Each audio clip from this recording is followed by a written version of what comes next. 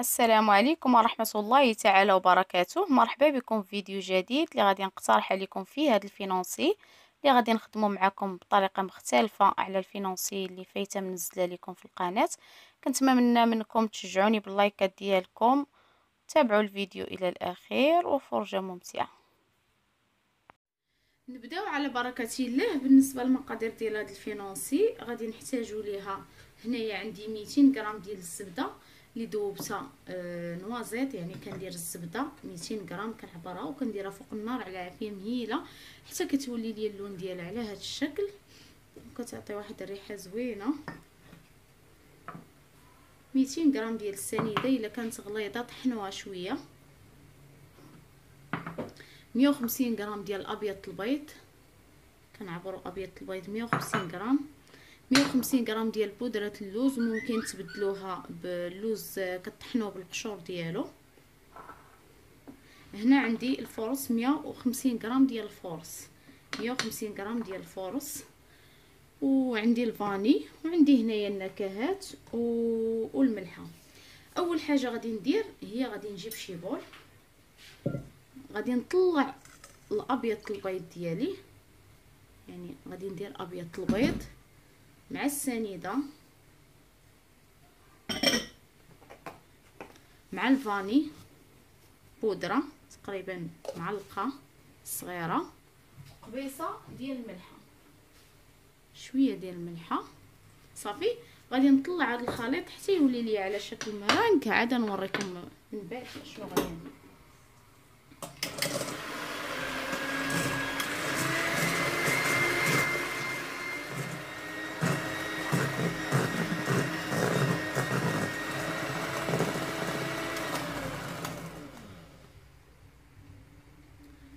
صافي ها هو ولا لي على الشكل المرانك، يعني كيتصور لي هذا المنقار العصفور. صافي كنعرفوا بان الخليط ديالنا هو هذاك.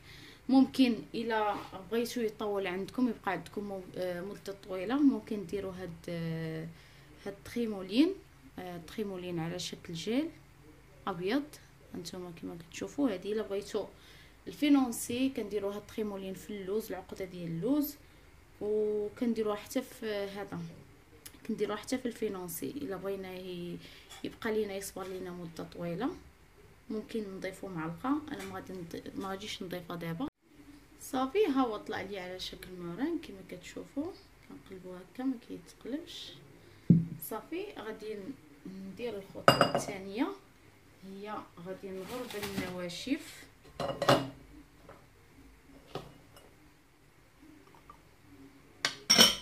يعني طريقه سهله وكتجي ناجحه، كتجي احسن من ديك اللي درتها راني لايحاها في القناه. حتى هي ديك اللي لايحاها في القناه حتى هي كتجي زوينه، ولكن فاش جربت هذه عجباتني، قلت علاش لا ما نشاركاش مع الاخوات ديالي. انا اي حاجه جاتني مختلفه في لوغو كتجيني بطريقه سهله كنحاول انني هانتوما علاش كنغربلو على هانتوما هادشي راه غادي نحيدوه.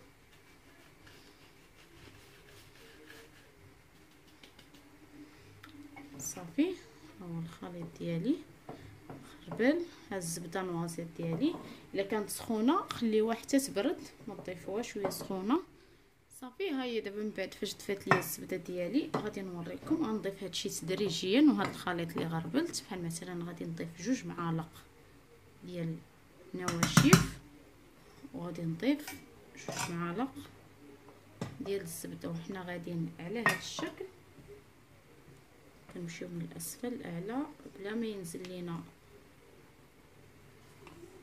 البيض ديالنا حتى كنكملوا ديك الكميه كامله.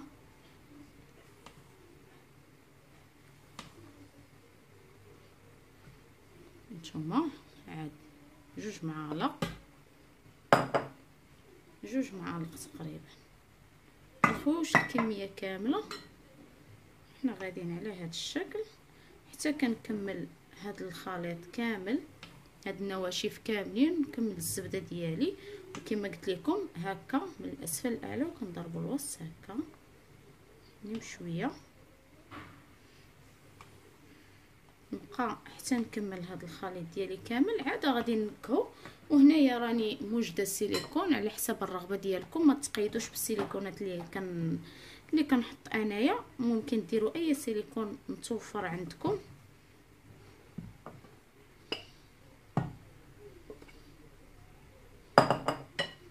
نبقى هكا جوج معالق حتى كنكمل. تعرفوا البنات هاد الريحه ديال الزبده كتحمقني.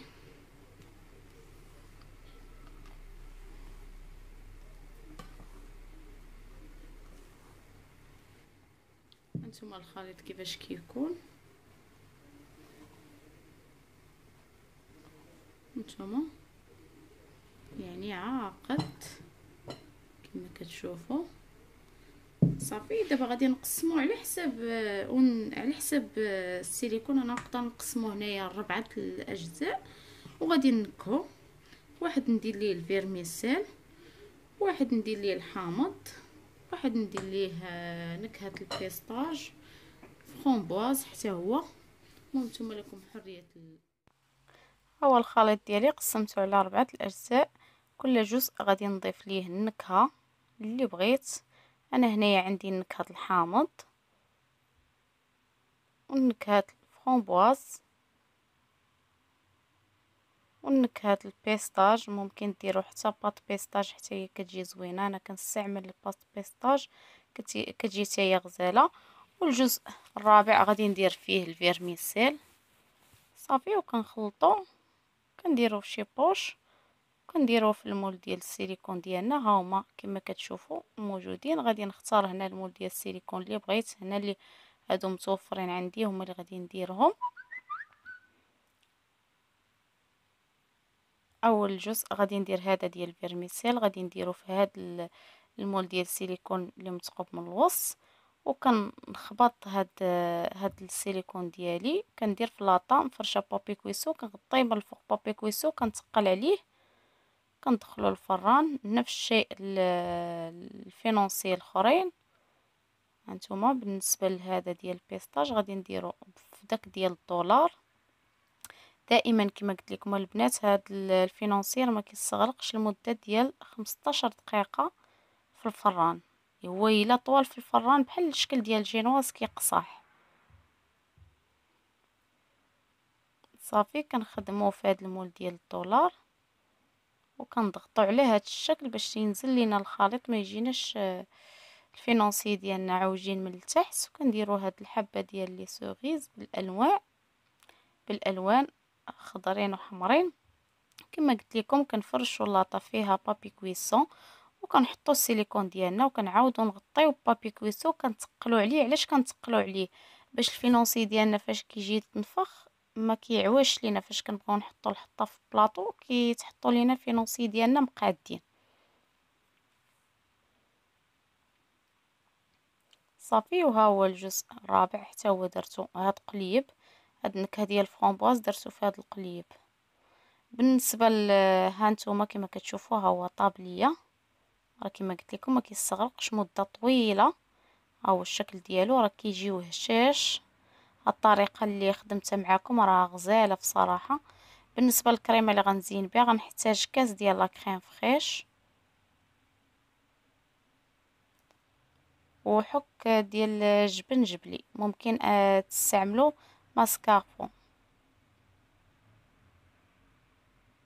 ماسكاربون احسن كيجي غزال. انا هنا ما كانش متوفر عندي، درت غير جبن جبلي. صافي غادي نطربوا مع بعضهم حتى كيطلع لينا وكنزينوا به الفينونسي ديالنا. اما بالنسبه لداك الفينونسي المنمر انا استعملت فيه الكاناج. المهم غادي نوريكم. هنا ضفت معلقه ديال السكر كلاصي وغادي نطرب مزيان حتى كطلع ليا الكريمه ديالي. هانتوما كما كتشوفوا كنطرب. من بعد فاش غطلع ليا غادي نزين بها الفينونسي ديالي. هانتوما هنا زينتهم. هذا ديال اللي درت فيه بيستاج لي سوريز من الوسط وهذا القليب زينته. اما بالنسبه